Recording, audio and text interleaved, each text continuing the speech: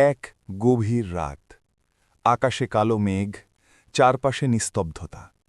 তিনজন মানুষ সফরে বেরিয়েছিল।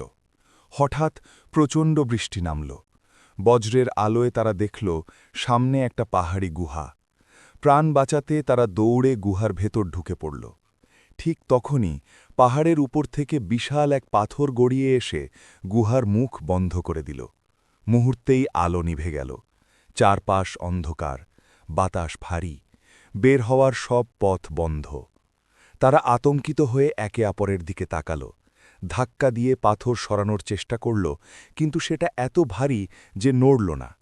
তখন একজন কাঁপা গলায় বলল, আমাদের এই পাথর সরানোর কোনো শক্তি নেই, একমাত্র আল্লাহই আমাদের উদ্ধার করতে পারেন। তারা বুঝে গেল এটা সাধারণ বিপদ নয়, এটা আল্লাহর পরীক্ষা। তখন তারা সিদ্ধান্ত নিল, প্রত্যেকে নিজের জীবনের সবচেয়ে খাঁটি, সবচেয়ে নিঃস্বার্থ নেক আমলকে সামনে রেখে আল্লাহর কাছে দোয়া করবে। প্রথম ব্যক্তি কথা বলা শুরু করল।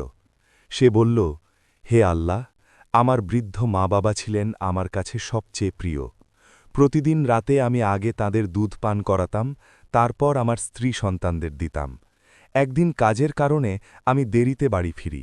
মা বাবা তখন ঘুমিয়ে পড়েছিলেন। আমি তাদের না জাগিয়ে সারা রাত দাঁড়িয়ে থাকি দুধ হাতে নিয়ে। আমার শিশুরা কাঁদছিল ক্ষুধায়, তবুও আমি আগে মা বাবাকে অগ্রাধিকার দিয়েছিলাম।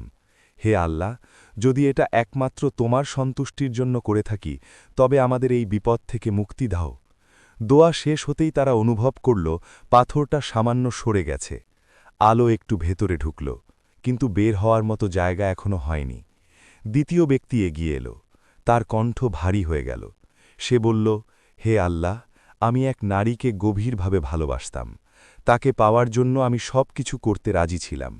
এক সময় সে চরম অভাবে পড়ে আমার কাছে সাহায্য চাইতে আসে।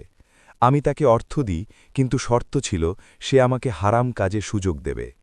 যখন সে আমার সামনে বসে পড়ল, ঠিক তখনই সে কাঁপা গলায় বলল, আল্লাহকে ভয় করো। সেই একটি বাক্য আমার হৃদয় কাঁপিয়ে দিল। আমি সঙ্গে সঙ্গে তাকে ছেড়ে দিই, টাকা রেখে দিই আর হারাম থেকে নিজেকে বাঁচাই। হে আল্লাহ, যদি এটা একমাত্র তোমার ভয় করে থাকি, তবে আমাদের জন্য রাস্তা খুলে দাও। দোয়া শেষ হতেই পাথরটা আরও একটু সরে গেল। বাইরে আকাশ দেখা গেল, বাতাস ঢুকতে শুরু করল, কিন্তু তবুও তারা বের হতে পারল না। এবার তৃতীয় ব্যক্তি কথা বলল। সে বলল, হে আল্লাহ, আমি একদিন একজন মজুরকে কাজে নিই। কাজ শেষে সে মজুরি না নিয়ে চলে যায়। আমি সেই টাকা দিয়ে ব্যবসা করি। আল্লাহ তাতে এত বরকত দেন যে সেটা থেকে উট, গরু, ছাগল আর দাসদাসী পর্যন্ত হয়ে যায়। অনেক বছর পর সেই লোকটি ফিরে এসে তার মজুরি চায়। আমি তাকে বলি, এই সব সম্পদ তোমার। সে ভাবল আমি মজা করছি, কিন্তু আমি শপথ করে বলি, এটা সবই তার মজুরির ফল। সে একটুও না কমিয়ে সব নিয়ে চলে যায়। হে আল্লাহ, যদি এটা তোমার সন্তুষ্টির জন্য করে থাকি, তবে আমাদের এই গুহা থেকে মুক্তি দাও। এই দোয়া শেষ হতেই প্রচণ্ড শব্দে পাথরটা সম্পূর্ণ সরে গেল। গুহার মুখ খুলে গেল। চাঁদের আলো ভেতরে ঢুকে পড়ল। তারা তিনজন একে অপরের দিকে তাকিয়ে অশ্রুসজল চোখে আল্লাহর শুকরিয়া আদায় করল। তারা বুঝে গেল যে নেক আমল কখনো হারায় না।